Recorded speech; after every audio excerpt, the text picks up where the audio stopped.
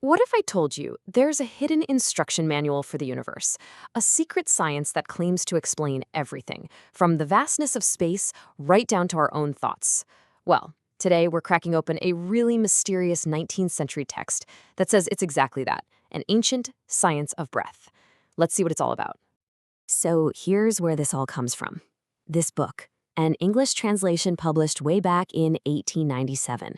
It's based on a much, much older Sanskrit work, and it's set up as a conversation between the god Shiva and his wife, Parvati. And the questions she asks, well, they are the biggest questions you can possibly ask. Talk about an opening line, right? She's not messing around. She basically asks Shiva for the complete, unabridged philosophy of everything. It's an incredibly bold place to start, and the text promises an answer just as bold. So what's the big secret? How does the universe work? The text says it all boils down to 5 fundamental forces, these incredibly refined elements that it calls the Tattvas. All right, so let's dig into these building blocks of reality, what the book calls the 5 ethers. So what in the world is a tattva? The text defines it as a kind of fundamental ether. You know how scientists once thought light needed a special luminiferous ether to travel through? Well, this text says, yeah, that's kind of the right idea, but there isn't just one. There are 5 distinct ethers, and they're the foundation for everything we experience. And what's so cool is how neatly this all fits together.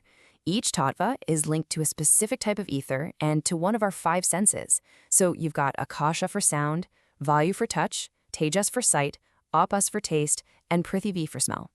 Now, think about what that means. It's saying that our very perception of reality is shaped by these cosmic elements. They aren't just out there somewhere. They're the very medium we use to experience the world. Okay, that's a huge concept, right? The whole universe is made of these 5 forces. But so what? What does any of that have to do with our individual lives, with you and me sitting here right now? Well, the bridge connecting the cosmic to the personal is a concept called Prana. The text calls it the very breath of the cosmos. If the tattvas are like the silent, static hardware of the universe, prana is the electricity that powers it all on. It's this dynamic, universal life wave that flows through everything and makes it all come alive. And here's the crucial part. It says this cosmic energy shows up in you and me as the vital force carried in our very own breath. And it gets even more specific. The text says prana actually splits into 2 currents inside us. When you breathe out, your exhalation, that's called ha. It's the positive solar current. And when you breathe in, your inspiration, that's sa, the negative lunar current. You put ha and sa together and you get hansa. And this isn't just a word. It's this amazing idea that the 2 eternal processes of all life, this cosmic push and pull, is being mirrored inside our own bodies with every single breath we take. This is where things get really wild, because if our breath is a mirror of the cosmos, the text argues that our entire body is too. It's basically a miniature map of the whole universe. And to give you a sense of just how detailed this internal map is, get ready for this number.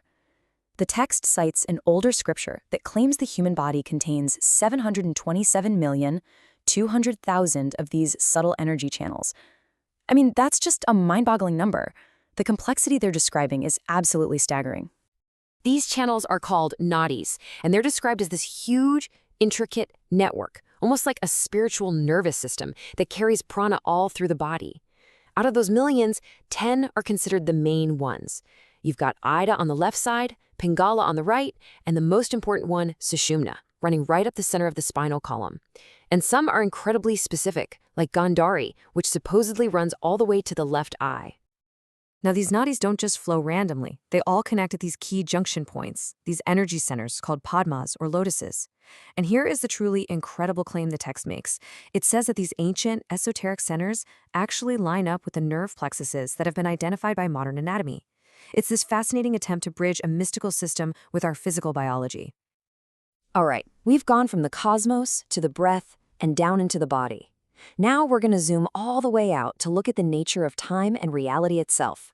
And this might be the most mind-bending idea in the entire text. It's called the cosmic picture gallery.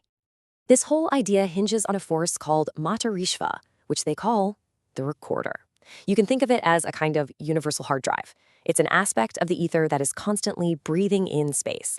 And as it does, it records everything that ever happens, every action, every thought, holding all of history together like beads on a thread.